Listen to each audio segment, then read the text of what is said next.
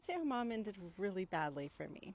After 24 years of marriage, my husband would abandon our family, and my whole life would absolutely collapse out from under me. And unlike marriages where both spouses can take care of themselves, I was totally dependent on him, so when the marriage ended, that meant that I literally couldn't survive. Like, I lost the ability to buy food for my kids. I lost the ability to put gas in my car. I had nothing. Out for my jog this morning, and I'm a little bit worried about the person who left all this stuff behind because I feel like something happened to him. It's not typical to just ditch everything, like his Rubbermaid and his backpack and the little thing full of food there. I once had all of my stuff in a Rubbermaid like that too.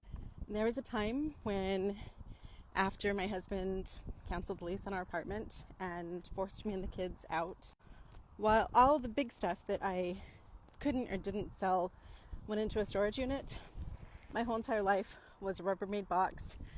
I think I had a makeup bag, a backpack, and a little bin full of food. And while my soon-to-be ex-husband was still pulling in a high six-figure salary, me and my kids had absolutely nothing, and I was bouncing around, sometimes staying with Kevin in a room that he was renting from a friend post-divorce when his kids weren't there. Sometimes just sleeping in my car because I was too embarrassed to ask anyone for a couch for the night. And eventually moving in with a family member and renting their guest house, which is where I've been since my divorce until recently. For people who wonder, why didn't I get a job? I did. At age 45, I got my first adult job outside of our family businesses or being my husband's unpaid personal assistant. And that job paid $11 an hour. It was 4 hours a day. I made about $200 something a week after taxes, with 2 kids in college and 2 kids still at home that I was granted full custody of. And other people ask, why didn't the courts enforce alimony and child support? In every divorce, there's always a time delay. From the time that I finally had the money to even file at the court for divorce until the time that I saw a single penny from my ex-husband after emergency orders for support was from October until May.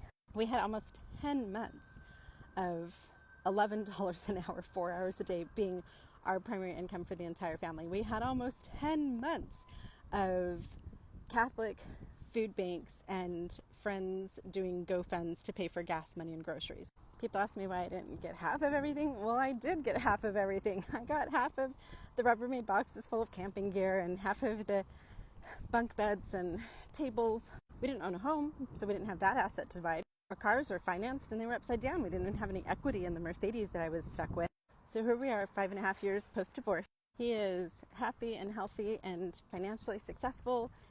He's paying $400 a month for one of our kids. Well, I'm still kind of duct taping my financial life together. Just had to downsize and move into a tiny little apartment. And I don't have retirement or savings or anything. Here's what I want you to do with this video. Send it to a 16, 18, 19, 23-year-old female friend of yours and tell them that a man is not a plan and that part of being a mom is being a provider and making sure that you can provide for your children's entire financial future, whether or not that romantic relationship lasts and whether or not that man stays alive. And if you'd like to know a little bit more about the day that I had to move out of my house and become homeless, I'd love for you to subscribe to my Substack. My column is Churchified by Life Take Two, where I shine a light on religious factors, especially those that impact women and families.